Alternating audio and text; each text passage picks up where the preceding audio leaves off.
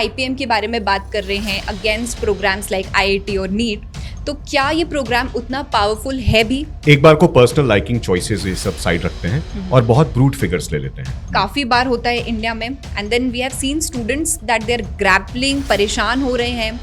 ऐसे केसेस में क्या हम आईपीएम को as a fallback option या बैकअप ऑप्शन रख सकते हैं? किन लोगों को आईपीएम इन शायद 3-4 जो ट्रेडिशनल डिग्रीज हैं इनसे ऊपर रखना चाहिए। IPM is a stream neutral course. Is there any other edge that IPM has over these traditional routes? इतना लंबा रास्ता, इम्प्रोबेबल रास्ता, और इसमें एक आपने एंट्रेंस दिया, क्रैक किया, जिसका सिलेक्शन रेशियो भी आसान है। हाँ, करेक्ट। तो मेरा तो जीवन सेट हो गया।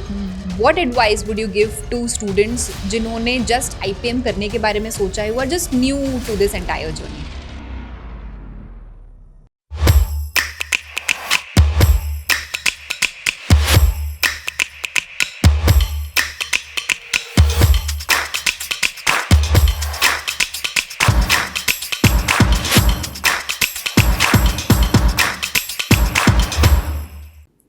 When we talk about careers after class 12th, the default choices are IT, JEE, NEET or even CA.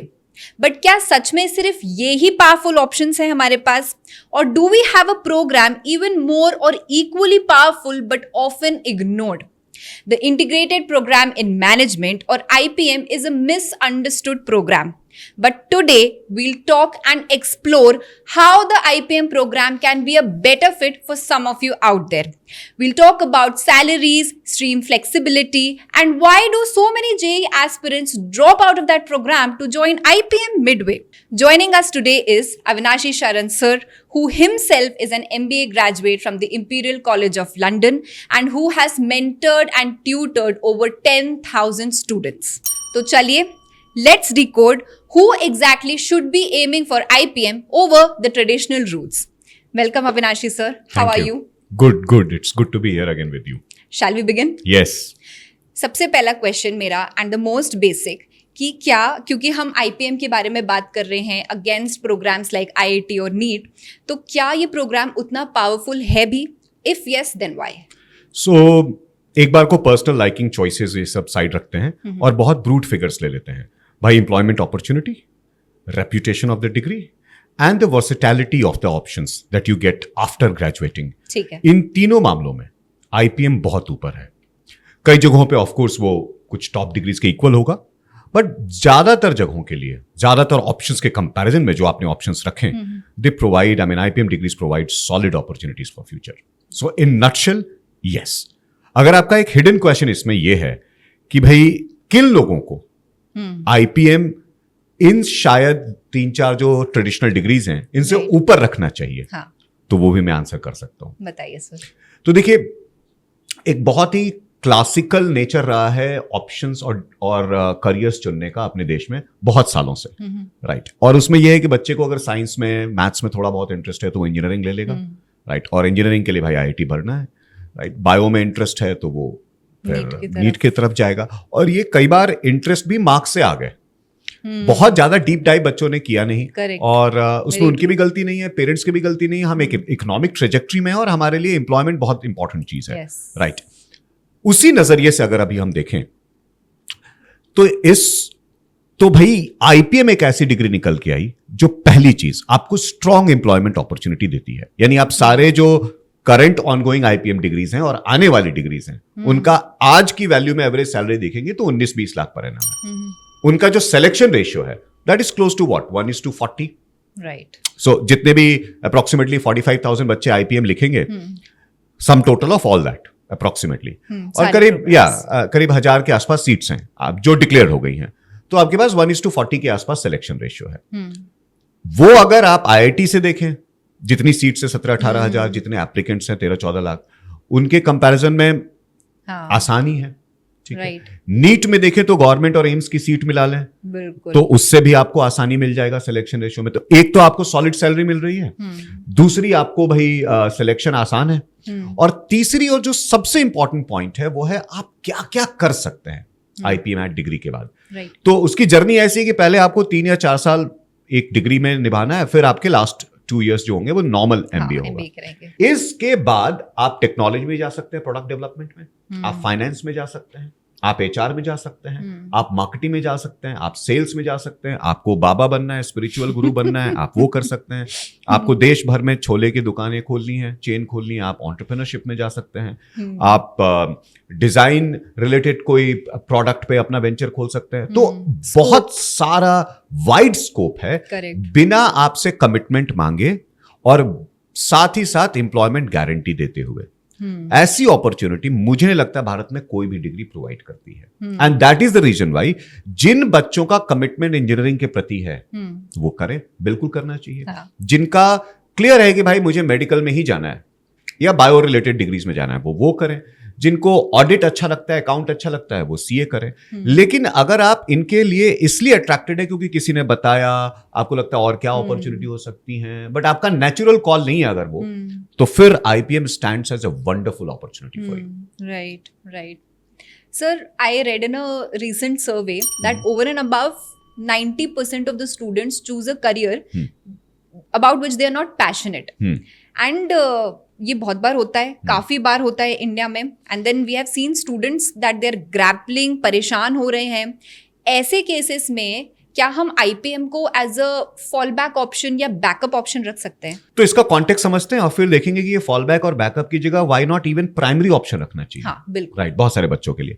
तो पहला अगेन वही जो सोसाइटल रियलिटी है कि भाई हम जिस इकोनॉमिक स्टेटस में हैं कंट्री वाइड, हमारे लिए कई बार बहुत पॉसिबल नहीं होता, यानी स्टूडेंट्स के लिए, कि बहुत सारे एवेन्यूज को एक्सप्लोर कर पाए till the time they are in 12th class.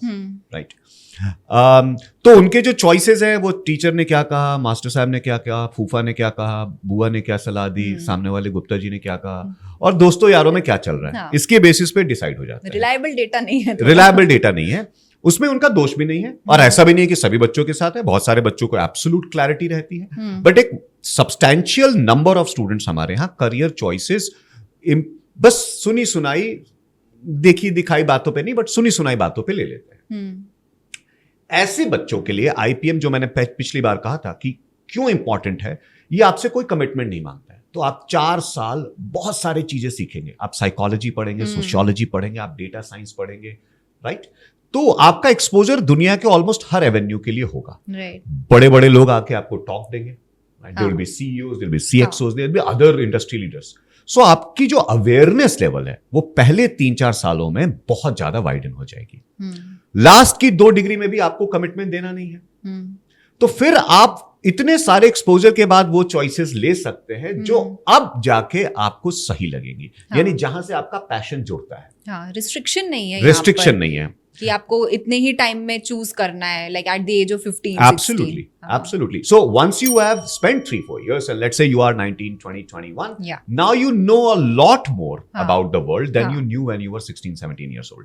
So now the choices you're going to make would be probably closer to your heart than what you were supposed to do at the age of 3-4 years back. So this is the reality.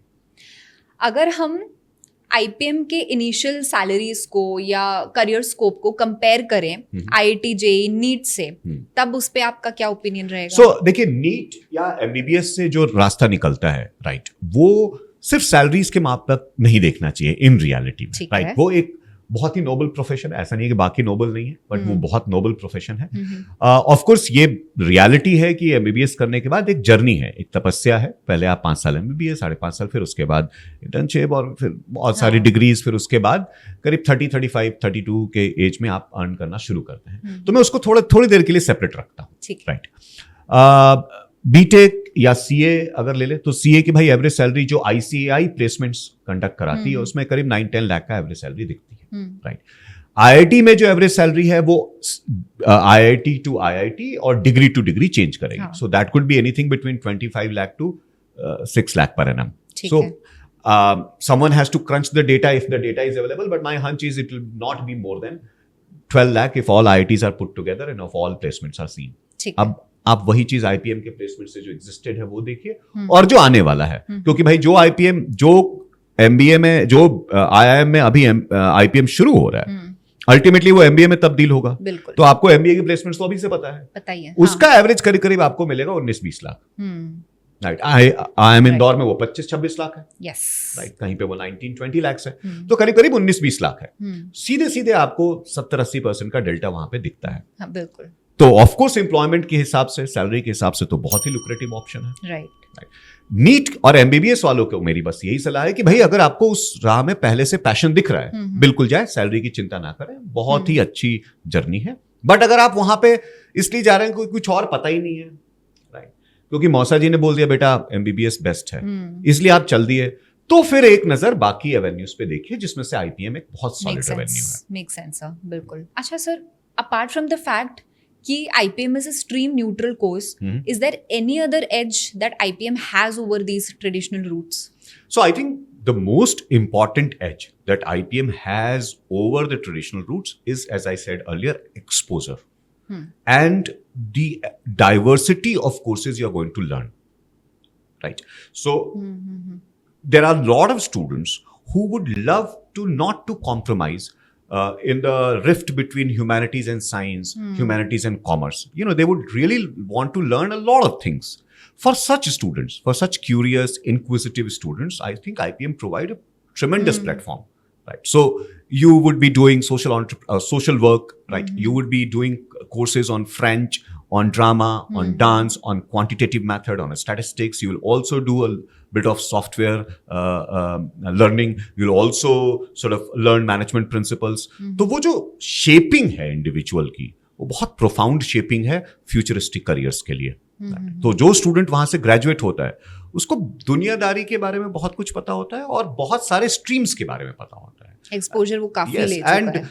एक CXO journey के लिए, CEO बनने वाली journey के लिए उस तरीके का एक्सपोजर तो बहुत ही वैल्यूएबल है। एंड ग्राउंड वर्क ही आपका जब इतना सॉलिड हो, Correct. तो आगे जाके तो चार चांदी लगने वाले हैं। बिल्कुल बिल्कुल, इसीलिए मैंने कहा कि सीईओ जर्नी के लिए वो जो लर्निंग है उस लेवल पे, वो बहुत ही सॉलिड लर्निंग है।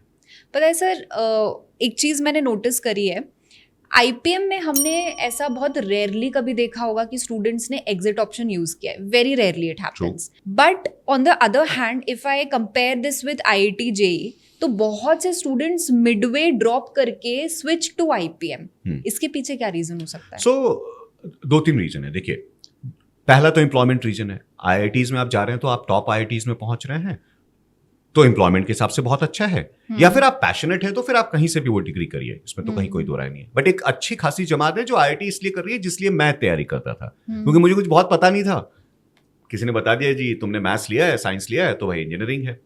अब ऐसे बच्चों का जब अवेयरनेस, क्योंकि वो तैयारी तो 11th से शुरू करते हैं, 11th में जाते ही, इनफैक्ट कई बच्चे तो 9th से शुरू कर देते हैं। उस समय उनका अवेयरनेस लेवल बहुत कुछ होता नहीं है। जैसे जैसे उनका अवेयरनेस लेवल 11th में बढ़ता है, क्योंकि तब बहुत सारे करियर काउंसलर्स, बहुत सारा सॉर्ट ऑफ एक्सपर्ट्स उनसे जाके बात करते हैं, तो जब उनको ये पता चलता है कि यार ये है, और उस बच्चे का ड्रीम है कि मुझे तो बीटेक एमबीए करके सीईओ बनना था, राइट, तो फिर दिखता अच्छा एक ये पाथ भी है जिसमें मेरे को पहले आईआईटी नहीं फोड़ना पड़ेगा, उसके बाद कैट नहीं फोड़ना पड़ेगा, राइट। इतना लंबा रास्ता, इम्प्रोबेबल रास्ता, और इसमें एक आपने एंट्रेंस दिया, क्रैक किया, जिसका सिलेक्शन रेशियो भी आसान है। हाँ, करेक्ट। तो मेरा तो जीवन सेट हो गया। उसको फिर दिखता है कि मुझे जो करना है मैं तो इस आसान रास्ते से कर सकता हूँ, with better return, lesser competition and equi prominent degree from IIMs, right. That is why you see that departure. और आप देखिएगा बहुत सारे बच्चे 12 देने के बाद जो आईआईटी वाले एस्पिरेंट्स हैं, वो फिर 1-1.5-2 महीना कूद के या जो भी समय ड्यूरेशन मिले, अभी तो आमतौर पे 1 महीना है 12th के बाद, तो उसमें फिर आईपीएम की तैयारी करते हैं। ठीक है, अब वो सही स्ट्रेटजी है या नहीं कह सकता, आइडियली तो इसमें 1 से 2 साल लग जाता है सॉलिड प्रिपरेशन के लिए, बट ठीक है, वो स्टूडेंट्स हैं जो ऐसा करते हैं और वहीं से आपका डेटा भी निकलता है। Right sir. अभी तक हम प्रोग्राम या डिग्री के बारे में बात कर रहे थे, and we have heard IITs after 12th। अब धीरे धीरे we are hearing IIMs after 12th, क्योंकि अब इतने सारे IIMs अपना UG प्रोग्राम और IPM प्रोग्राम लॉन्च कर रहे हैं। So I want to ask कि क्या IIMs उतने पावरफुल हैं as IITs? So I think that's a wide question. I think so in terms of overall alumni reach, of course, many IITs have been for the last 60-70 years, right? So you have IIT Kharagpur, IIT Kanpur, IIT Mumbai. So I think in total number of graduates, probably IITs would still have a larger network in the industry than IIMs. It goes without saying. Yeah. But इसके साथ ये भी reality है कि Indian या south east Asia में बात करें और ब्रांड इक्विटी की बात करें, तो आईआईटीज के समतुल्य ही आ चुका है IIMs in terms of overall it's fame across masses. तो पहले गांव में लोग आईआईटी भी नहीं जानते थे, अक्सर वो आईटीआई बोलते थे, फिर आईआईटी ने नाम पकड़ा, ठीक है, एम्स में पकड़ा, हाँ करेक्ट, अब आपको गांव में भी आईएम्स का नाम सुनने में आ जाए कि मेरा बेटा तो आईएम में पढ़ रहा है, या फलाने के बेटे तो आईएम में पढ़ रहे हैं, या मेरे दूर के भैया आईएम में पढ़े हुए हैं, तो वो वहां तक पहुंच गया है। ठीक है, ब्रांड रिकॉल आईएम का ऑलमोस्ट सिमिलर टू आईआईटी हो गया है। I understand it's a subjective question, तो इसीलिए मैंने शुरू में डेटा दे दिया था कि of course I think numerically IITs would have larger reach through their alumni, right? But I think in terms of overall brand recall, brand value, IIMs have really caught the imagination of aspirants in India, and I would say in Southeast Asia. Fingers crossed. Last question for you. Right. What advice would you give to students जिन्होंने just IPM करने के बारे में सोचा है, who are just new to this entire journey? Right. What would you say to them? So 3-4 things. पहले तो आपको मैथ्स से नहीं डरना है। बहुत सारे बच्चे आईपी मैथ सोचते हैं या आईपीएम सोचते हैं, फिर उनको लगता है यार इसमें तो मैथ्स बहुत सारी आएगी, मैथ्स आएगी, राइट। आपको लॉजिकल मैथ्स अगर आपकी स्ट्रांग है और थोड़ी बहुत हायर मैथ्स के बस नीचे वाले पेरिफेरी पे आप जरा सा टच कर सकते हैं, तो आपके लिए जर्नी उतनी डिफिकल्ट नहीं है। सेकंड रीजन, पहले वाले को ही एक्सटेंड करते हुए आपको कट ऑफ्स देखने चाहिए। कट ऑफ्स में आपको मैथ्स का जेम्स बॉन्ड नहीं बनना है, right. You have to be just good enough, right. You need to have the art and skills of cracking it, you are good to go. आपको IIT JEE level वाली maths नहीं आनी है। Third, if you are a student who has solid academic or solid intellectual input, सारा कुछ है, अगर आपका आप पढ़ने लिखने में बहुत अच्छे हैं, सिंपली पुट, राइट, और आपको क्लैरिटी नहीं है कि यार आईआईटी करूं कि एम्स करूं कि क्या करूं कि क्या, और आप प्रेशर में सोच रहे हैं चलो कुछ भी कर लेते हैं, तो फिर मैं कहूंगा आपके लिए आईपीएम बेस्ट ऑप्शन है, क्योंकि आपको किसी चीज से नहीं बांधता है। हाँ। और आपको भविष्य में अगर हॉस्पिटल चेन्स खोलनी है, खोलिए, you can still serve the people through medical services, we are that, right. तो ये दूसरा मेरा सुझाव रहेगा।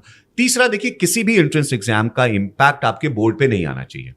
बहुत सारे बच्चे अपने आप को एक्सक्यूज देने लगते हैं कि मैं इसकी तैयारी कर रहा हूं तो इसका मतलब मेरे बोर्ड में थोड़े नंबर कम आ जाए तो चलेगा। नहीं चलेगा। जितने भी हम लोग देखते हैं हमारे यहां से जो टॉप रिजल्ट्स आए आईपीएम में, right, they score very well in 10th, in 12th, right, in both these exams. Brilliant marks they've scored in class 10th and 12th. So आपको अगर किसी एक एंट्रेंस एग्जाम आईपी मैट की तैयारी करनी है तो इसका मतलब ये नहीं कि आपको बोर्ड से कॉम्प्रोमाइज करना है, पर्टिकुलरली बिकॉज कि शायद आईपी मैट वो तपस्या डिमांड नहीं करेगा आपसे जो कुछ और एंट्रेंसेज या डिमांड करे। तो आपको बोर्ड में अच्छे 98, 99 लाना है, बिल्कुल आप ला सकते हैं, और साथ में आईपीएम के लिए अच्छे से भी प्रिपेयर कर बहुत अच्छे से और क्रैक कर सकते हैं। और आखिरी बात, स्कूल एनवायरनमेंट की जो लर्निंग है उसका कोई ऑल्टरनेट नहीं है। Very true, right. आपकी लीडरशिप, आपकी पर्सनालिटी, आपके वैल्यूज, आपकी स्मार्टनेस, आपका नेटवर्क, बहुत कुछ शेप होता है 11th, 12th के स्कूल से, राइट। तो वो आप कॉम्प्रोमाइज ना करें, आप बहुत अच्छे से स्कूल में अपनी लीडरशिप पोजीशंस को एक्सप्लोर करें, एक्स्ट्रा करिकुलर एक्टिविटीज करें, और बोर्ड की तैयारी अच्छे से करें, और आप आईपी मैट की तैयारी भी अच्छे से करें। ये सब मैनेजमेंट ही तो आपकी जर्नी का पार्ट है। मैनेजमेंट का फर्स्ट प्रिंसिपल ही है सेल्फ मैनेजमेंट, राइट। तभी तो आप बाकी चीजें मैनेज करेंगे, right. So these are 4 points that I would like to suggest to all IP MAT aspirants. Thank you, Avinashi sir. This was a brilliant podcast. एक बहुत ही अच्छी तरीके से आपने एक पॉइंट पे बहुत क्लैरिटी दी, and I am very sure that our viewers gained massive value from this. Thank you so much for joining us. Thank you.